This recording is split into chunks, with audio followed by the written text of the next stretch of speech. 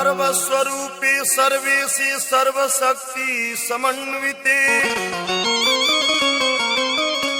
भयभेत्राहिनो देवी दुर्गे देवी नमोस्तुते।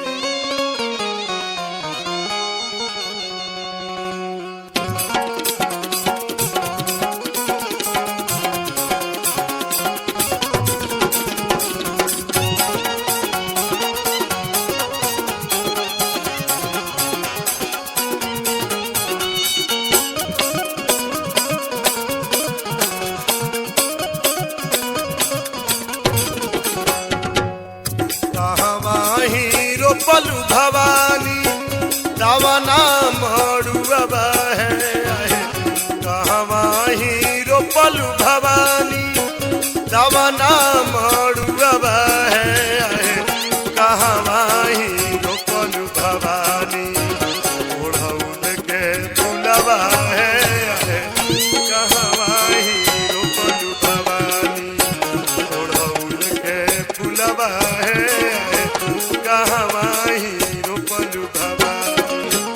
कहवा हीरो पलु भवानी दवना मड़ुआ है कहवा हीरो पलु भवानी दवना मड़ुआ है कहवा हीरो पलु भवानी ओढ़ौल के फुलवा है कहवा हीरो पलु भवानी ओढ़ौल के फुलवा है कहवा हीरो पलु भवानी।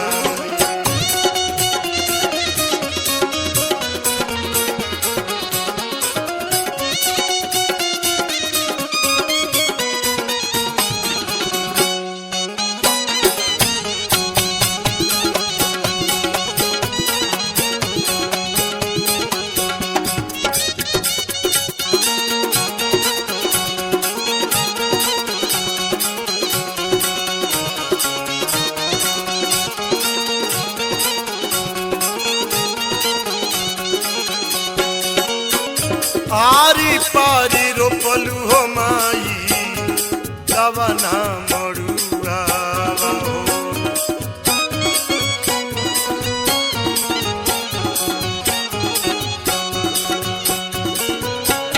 आरी पारी रोपलु हो माई दवना मड़ुआ है आरी पारी रोपलु हो माई दवना मड़ुआ है बिचही में रोपलु भवानी ओढ़ौल के फुलवा है बिचही में रोपलु भवानी ओढ़ौल के फुलवा है बिचही में रोपलु भवानी।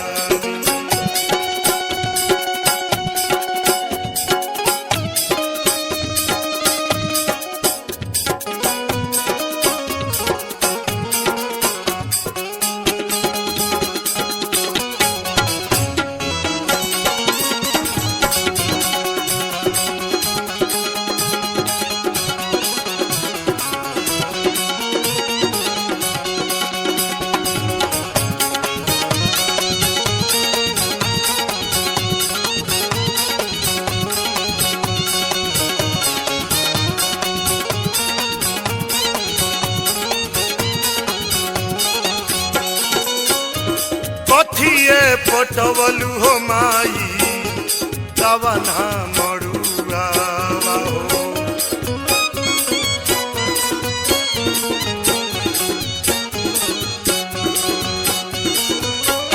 कथिए पटवलु हो माई दवना मड़ुआ है कथिए पटवलु भवानी दवना मड़ुआ है कथिए पटवलु भवानी ओढ़ौल के फुलवा है कथिए पटवलु भवानी ओढ़ौल के फुलवा है कथिए पटवलु भवानी।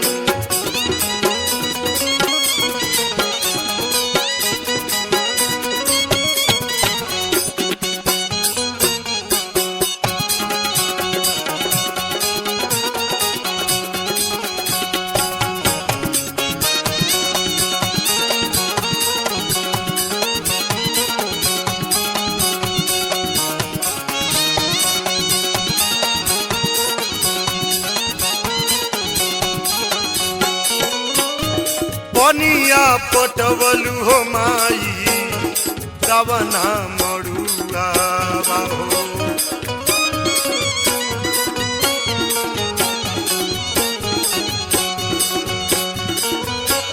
पनिया पटवलु भवानी दवना मड़ुआ है। पनिया पटवलु भवानी दवना मड़ुआ है। दूधवे पटवलु भवानी ओढ़ौल के फुलवा है। दूधवा पटवलु भवानी ओढ़ौल के फुलवा है। दूधवा पटवलु भवानी।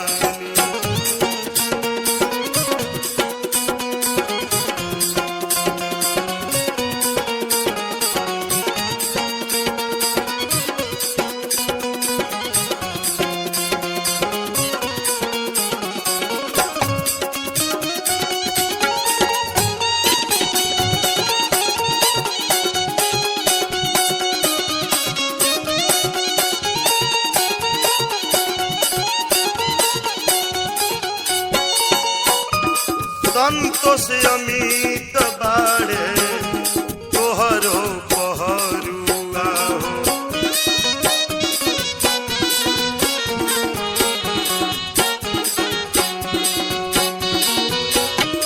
बाबा जनार्दन बाड़े तोहरो दुलरुआ हो।